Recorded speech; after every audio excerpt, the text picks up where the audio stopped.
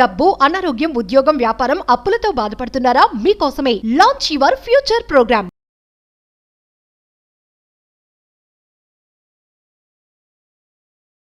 నమస్తే అమ్మా. నమస్తే అమ్మా. అమ్మా, ఈ మధ్య కాలంలో భార్యాభర్తలకి గొడవలు ఎక్కువగా రావటం, విడిపోవడం చూస్తున్నాం. కారణం ఏదైనా కావచ్చు. అయితే అనుమానం ఒకటి ప్రధాన కారణమని, అలాగే ఇల్లీగల్ రిలేషన్స్ ఇవి చూస్తూ ఉన్నాం కదా. వీటిని ఎలా అదుపు చేయాలి అంటే అది వారి వ్యక్తిత్వాన్ని బట్టి ఆధారపడి ఉంటుంది. అసలు పూర్వకాలంలో ఎలా ఉండేదమ్మా? ఇలాంటి సమస్యలు నిజంగా అప్పుడు కూడా ఉండేవా? కాంప్రమైజ్ అయ్యేవారా? ఎన్ని ప్రశ్నలు వస్తున్నాయో చూడండి. కాంప్రమైజ్ అయ్యేవారమ్మా. ఉండేవి ఇలాంటి సమస్యలు. ఎందుకు ఉండవమ్మా? మానవులు అన్నాక మనోభావాలు ఉంటాయి, ఇష్టానిష్టాలు ఉంటాయి. కాకపోతే ఒకసారంటూ పెళ్ళి అని అయ్యాక ఇది మనం విడగొట్టడానికి వీల్లేంది అనేటటువంటి విశ్వాసం ఉండేది. అందువల్ల దాన్ని నిలబెట్టుకోవడానికే ప్రయత్నాలు చేసేవారు. ఏదో చిన్న చిన్న ఆకర్షణలు ఉంటే కూడా జయించేవాళ్ళు చాలా వరకు. ఎక్కడన్నా ఒకళ్ళిద్దరు జయించలేని పరిస్థితులు వస్తే కూడా దాన్ని తర్వాత అదుపులో పెట్టుకోవడం, జాగ్రత్త పడడం ఇలా జరిగేది. కాపురం విడిపోవడం అన్నది ఉండేది కాదు.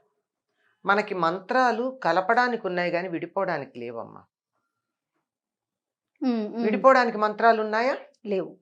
మరి ఎలా విడిపోతారు? మంత్రబద్ధంగా కదా మీరు పెళ్ళయింది. అందుకనే చట్టపరంగా విడిపోతున్నారు కదా. చట్టం వేరు, నేను మాట్లాడేది ధర్మం వేరు. అవును అవును. ధర్మంగా మీరు మంత్రాలతో పెళ్లి చేసుకున్నారు. అవును. తర్వాత రిజిస్టర్ చేసుకుంటున్నారు కానీ ముహూర్తము, నలుగురిని పిలిచేది, భోజనం పెట్టేది, ఆ నలుగురు అక్షింతలు వేసేది, రిజిస్ట్రేషన్ చేసుకున్న చోట ఎవరు మీకు అక్షింతలు వేయటల్లా. వాళ్ళెవరు ఆమోదించారో లేదో కూడా అక్కర్లా. శుభలేఖ పట్టుకెడితే రిజిస్టర్ చేస్తున్నారు, అక్కడ సాక్షులు కూడా అక్కర్లా కదా. అవును. శుభలేఖ ఫోటో పట్టుకెడితే చాలు రిజిస్టర్ చేస్తున్నారు. అటువంటప్పుడు మీకు అది ఊరికే చట్టంలో మేము అయ్యిందే అని గుర్తుపెట్టుకోవడానికి పనికొచ్చింది కానీ నిజానికి మీకు పెళ్ళి బంధం కలిసింది ఎక్కడా? మంత్రాలతో. విడిపోవడానికి మంత్రాలు ఉన్నాయా? లేవు కదా. మరి ఎందుకు ధైర్యం చేస్తున్నారు? అంటే వీటిని జయించలేక అమ్మ, రెండూ చూసుకుందాం. నేను ఇప్పుడు ఈ ప్రశ్నలో రెండు అంశాలను తీసుకొచ్చాను మీ ముందుకి.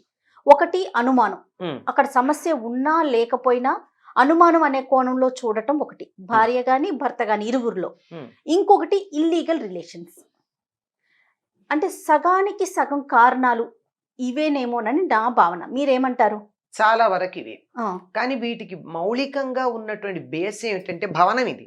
కానీ దాని పునాది ఎక్కడుందంటే బాగా వ్యక్తిత్వం ముదిరిపోయిన తర్వాత పెళ్లి చేసుకుంటున్నారు. నేను నా కంఫర్ట్ జోన్ నుంచి నేను బయటికి రాను, నేను సర్దుకోను, నా ఇష్టం వచ్చినట్టు ఉంటాను అనేటటువంటి ఎవరి అభిప్రాయాలు వాళ్ళు చాలా గట్టిగా సిమెంట్ అయిపోయి దృఢమైపోయినాక అయ్యాక అది అసలు బ్రేకే తప్ప సర్దుబాటు అన్నది లేనటువంటి స్థితిలోకి వచ్చిన తర్వాత పెళ్ళిళ్ళు అవుతున్నాయి గనక ఈ సమస్య వస్తుంది కాదమ్మా. సరైన వయసులో అంటే కనీసం మనం అనుకుందాం ఒక 21 నుంచి 25 లోపు ఆడపిల్ల కానీ మగపిల్లలు కానీ ఆ వయసులో పెళ్లి చేసుకున్నారు అనుకుందామమ్మా. ఒక 10 ఏళ్ళు కాపురం చేశారు. ఒకటి అనుమానం కావచ్చు, లేకుంటే ఇంకొక రిలేషన్ మెయింటైన్ చేయడం కావచ్చు, ఇద్దరిలో ఎవరో ఒకరు. అలాంటి సమస్య వచ్చినప్పుడు అర్లీగా పెళ్లి చేసుకోవటం వల్ల వీళ్ళు విడిపోరంటారా? అట్లా కాదమ్మా. ఇక్కడ ఏమవుతుందంటే 20 ఏళ్లకో 21 ఏళ్లకో పెళ్ళి అంటే ప్రస్తుతం ఉన్నటువంటి ఆహారం కారణంగాను, ప్రస్తుతం మనకున్నటువంటి ఎక్స్పోజర్ కారణంగాను వాళ్ళకి స్త్రీ పురుష భావం, స్త్రీ పురుష సంబంధాలకు సంబంధించిన అవగాహన 10-12 ఏళ్లకల్లా వచ్చేస్తుంది. ఈ రావడం వల్ల ఆకర్షణలు ఉన్నాయి. ఆకర్షణలతో ఆపుకుంటే కొంత పర్వాలేదు, ఏదో క్రష్ ఇలాంటి పదాలు వాడుతున్నారు. అవి ఆగకుండా అది భౌతికమైనటువంటి సంబంధాల దాకా కూడా వెళ్ళిన సందర్భాలు ఉన్నాయి. ఇవి బయటపడి కాపురాలు చెడిపోవడం, బయటపడి సంబంధం మధ్యలో బ్రేక్ అవ్వడం ఒకటైతే, నాకుంది గనక అవతల వాళ్ళకు కూడా ఉందేమో అనేటువంటి అనుమానం ఉంటుంది. తానెంతో జగమంత కదా. నాకు చిన్నప్పుడు నేను చదువుకునేటప్పుడు నా క్లాస్మేట్ మీద నాకు క్రష్ ఉండేది. నా భర్తకు కూడా ఉండే ఉంటుంది ఎవరి మీదో, నా భార్యకు కూడా ఉండే ఉంటుంది ఎవరి మీదో. దీనికోసం నేను సెర్చ్ చేయడం మొదలు పెడతా. మొదలుపెట్టి ఎక్కడో వాళ్ళ కాలేజీ లెవెల్లో ఉన్న ఫోటోనో మరేదో, ప్రస్తుతం అయితే ఈ సెల్ ఫోన్లో ఏదో ఫేస్బుక్లో, వీటిల్లో ఎక్కడో ఏదో ఒక క్లూ చిన్నది దొరికితే అనుమానం నా మనసులో ఉంది కదా, అది అలా అలా అలా అలా అల్లుకుపోతుంది. ఇది కారణమయ్యి బాధించటం ఉంది. ఎప్పుడైతే నాకే ఎటువంటి ఎఫైరు లేదో, నేను చదువుకునే రోజుల్లో చదువు మీద దృష్టి తప్ప పెళ్ళి అనేదాకా నేను దాని గురించి అసలు నా జీవిత భాగస్వామి గురించి ఆలోచించలేదో, నా జీవిత భాగస్వామికి అటువంటిది ఉంటుంది అన్న ఆలోచన నాకు రాదే. నాకుంటే కదా వచ్చేది. ఎప్పుడైతే అనుమానించడం మొదలు పెడతారో రెండో వాళ్ళకు వచ్చేస్తుంది. ఈ అనుమానం పెనుభూతం అని చెప్పారమ్మా. అనుమానం ఉంటే ఆ దృష్టితో చూస్తే ఏది కూడా దానికి అనుగుణంగానే కనపడుతుంది. అన్నా చెల్లెలు కలిసి పెడుతుంటే కూడా అనుమానం దృష్టితో ఉన్నప్పుడు ఏదో బజార్ ఎడతారండి. బజార్ ఎడితే పెళ్ళికి రాలేదు ఆయన, వీళ్ళ పెద్దమ్మ కొడుకో పిన్నమ్మ కొడుకో బజార్లో కలిశారు. ఇద్దరు కలిసి మాట్లాడుకున్నారు. ఈ పెళ్లిలో ఈయన చూడలే అయ్యగారు. అంచేత వాళ్ళిద్దరినీ చూడగానే అనుమానపడతాడు. మనసులో అనుమానం ఉంది గనక. లేకపోతే ఇంటికి వచ్చాక ఇందాక నువ్వు షాపింగ్ మాల్లో ఎవరితోనో కలిసి ఎడుతున్నావు అంటే నీకెట్లా తెలుసు అని అడుగుతుంది. నేను కారులో పెడుతున్నాను, ఆన్ డ్యూటీ కనపడా, ఓ వాడా ఫలానా వాడు, ఇదిగో మా చుట్టం ఇది పెళ్ళికి రాలేకపోయాడు, ఇంటికి రమ్మన్నాను అని చెప్తుంది, అయిపోతుంది. కానీ అది లేకుండా ఉండేటప్పటికీ అతను ఎవరో అనే అనుమానం వస్తుంది కదా. ఇదే అమ్మాయి కూడా భర్త గురించి అలాగే అనుమానపడేటటువంటి అవకాశం ఉంది. ఈ అనుమానాలు ఎక్కడ దాకా పెడతాయంటే మనస్సులో అనుమానం అనే బీజం ఉండాలి, కానీ ప్రతి సంఘటన దానికి తోడ్పడి నీళ్లు పోసి మొలకెత్తి కొమ్మలు వచ్చేట్టు చేస్తుంది. కనుక అసలు ముందు ఎదుటి వాళ్ళని అనుమానించటం అనే దాన్ని పక్కకు పెడితే సగం కాపురాలు బాగుంటాయమ్మా. వాళ్ళ సెల్ ఫోన్లు చూడడం, వాళ్ళ వాట్సాప్ మెసేజ్లు చదవడం, వాళ్ళ ఫేస్బుక్ అకౌంట్స్ ఓపెన్ చేయడం, ఇట్లాంటివన్నీ మానేయాలి. ఫస్ట్ ఆఫ్ ఆల్ కాపురాలు నిలబడాలి అంటే ఒకళ్ళ ఫేస్బుక్ అకౌంట్లు, ఒకళ్ళ ఫేస్బుక్ అయితే అందరికీ కనపడుతుంది కనుక దాని కాదు, ఈ వాట్సాప్లు మెసేజ్లు చూడడం మానేస్తే బాగుంటుంది. పూర్వకాలం ఏం చెప్పేవాళ్ళు అంటే ఒకళ్ళ డైరీ ఒకళ్ళు చూడకూడదు అనేవారు. డైరీ రాసుకునేవాళ్ళు కనుక ఎంత భార్యాభర్తలైనా చూడకూడదనే నియమం ఉండేది. అసలు ఒకరి ఫోన్ ఒకరు చూడకూడనన్ని సీక్రెట్స్ ఏముంటాయమ్మా భార్యాభర్తల మధ్య? అలా ఉండటం కరెక్టేనా? మరి ఇప్పుడు పాస్వర్డ్ అనేది పెట్టుకున్నారనుకోండి, ఎదుటి మనిషికి ఖచ్చితంగా అనుమానం వస్తుంది కదా, నువ్వేదో దాస్తున్నావు అనే ఆలోచన వచ్చేస్తుంది కదా. వచ్చేస్తుంది. మరి అంత ప్రైవసీ ఎందుకు మెయింటైన్ చేయటం? అది వైఫ్ అండ్ హస్బెండ్ లో. అంటే వైఫ్ అండ్ హస్బెండ్ అంటే పాస్వర్డ్ ఎంతమంది కోసం పెడతారో, భార్య కోసమని ఎందుకు అనుకోవాలి? ఆఫీస్ వాళ్ళు అవ్వచ్చు, ఫోన్ అక్కడ పెట్టి బయటికి వెడితే ఎవరన్నా చదువుతారనొచ్చు, పిల్లలు అవ్వచ్చు, ఇంకోటి అవ్వచ్చు. అసలు అనుమానమే. అది పాజిటివ్ గా తీసుకోమంటారా? అది పాజిటివ్ గా తీసుకోవాలి. కానీ నువ్వెందుకు చూడాల్సి వస్తుంది? నీకెందుకు అనుమానం ఉంటే కదా చూస్తున్నావు. అనుమానం లేకపోతే చూడాల్సిన పనేముంది? కనుక అనుమానం అనేది పెనుభూతమమ్మ. అనుమాన పడకూడదు ఫస్ట్ ఆఫ్ ఆల్. అసలు జీవితంలో ఎప్పుడైనా సరే భార్యాభర్తల మధ్య ప్రధానంగా ఉండాల్సింది నమ్మకం. అయితే మోసం చేసేవాళ్ళు లేరా అంటే ఉన్నారు, లేరని చెప్పడానికి వీల్లేదు. ఇది ఒక కోణం. ఇది ఒక కోణం. మోసం చేసేవాళ్ళు ఉన్నారు, లేకపోవడం ఏముంది? తప్పనిసరిగా నేను చెప్పాను కదా, మనకున్నటువంటి ఎక్స్పోజర్ కారణం కావచ్చు. ఫోన్ ఓపెన్ చేస్తే, వాట్సాప్ ఓపెన్ చేస్తే, మనం ఏదన్నా మెయిల్ ఓపెన్ చేస్తే ఎన్ని స్పామ్లు వస్తున్నాయి పనికిరానివి. అవన్నీ కూడా రకరకాల ఇంపాక్ట్స్ మనసు మీద కలిగించే అవకాశం ఉంది.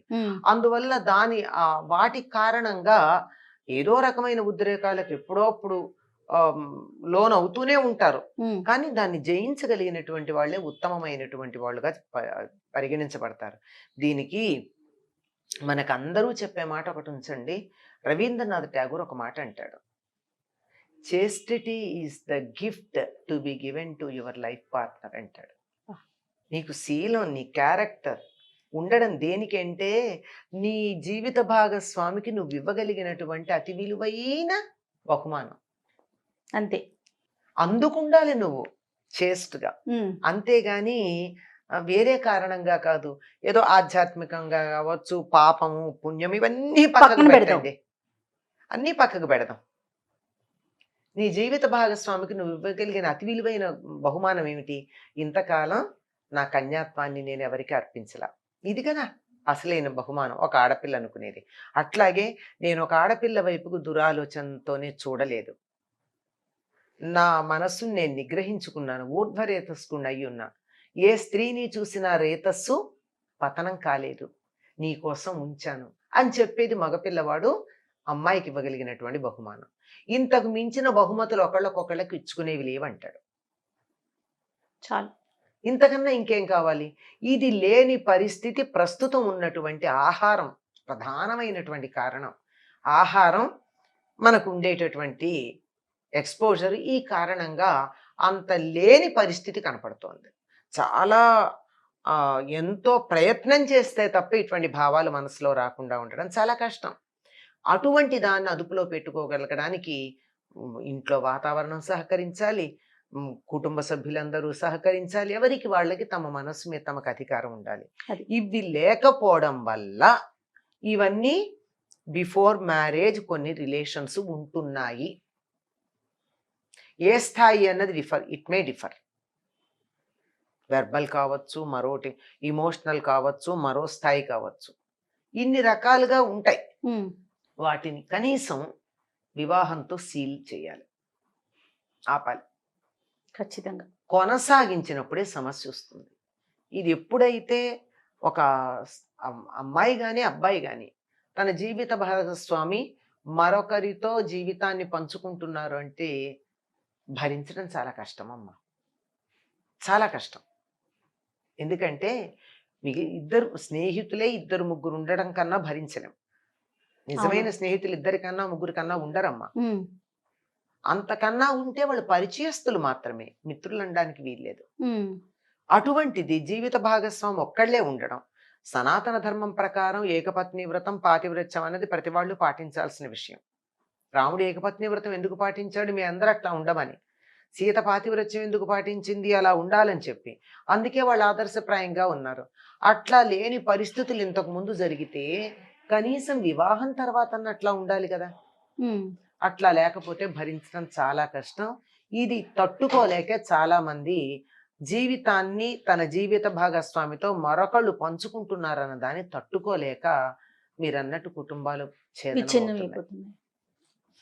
తట్టుకోగలిగిన వాళ్ళు కలిసి ఉంటున్నారు అంతే. కలిసి ఉంటున్న వాళ్ళు చాలా మంది తట్టుకోగలిగిన వాళ్ళు. దీనికి నేను అన్నానని మీరేమీ అనుకోకూడదు. కానీ ప్రస్తుతం మనకున్నటువంటి సమాజంలో ఈ స్వాపింగ్ ది పార్ట్నర్స్ అనే దాని మీద చాలా చాలా మనకి సీరియల్స్ అవి వస్తున్నాయి. అవునమ్మా. ఇవాళ ఒక ఎపిసోడ్ చూసి 10 రోజుల తర్వాత చూస్తే ఎవరెవరి భార్యో ఎవరెవరి భర్తో తెలియని పరిస్థితి. ఇట్లాంటి కల్చర్ ఏదో చాలా గొప్ప కల్చరు అనేటటువంటి అభిప్రాయం చాలా మందిలో కలుగుతుంది. అలా ఉండడం మనం వీఆర్ ట్రెండీ అలా ఉంటే అనేటటువంటి దృఢాభిప్రాయం లేనటువంటి వాళ్ళకి, అంటే వ్యక్తిత్వం మీద కానీ మోరల్స్ మీద కానీ దృఢమైన అభిప్రాయం లేని వాళ్ళకి ఇటువంటివి ఆకర్షణీయంగా కనిపించి మేము కూడా ట్రెండీగా ఉంటాం అనుకునే పరిస్థితి వస్తుంది. ఒకటి కాదమ్మా కారణాలు, మౌలికంగా విలువలు లేవు. కానీ చూడండి ఎన్ని అంశాలు వస్తున్నాయి కదమ్మా. ఒకటి కాదు రెండు కాదు. అన్న ఈ విషయం ఏదైతే ఉందో ఇది కనీసం కొన్ని వందల సామాజిక అంశాల యొక్క కంప్యూటెడ్ రిజల్ట్. ఇది ఒకటి కాదు. నేను చెప్తున్నా, ఆహారం దగ్గర నుంచి, విహారం దగ్గర నుంచి, అలవాట్ల దగ్గర నుంచి, మీడియా దగ్గర నుంచి అన్నీ.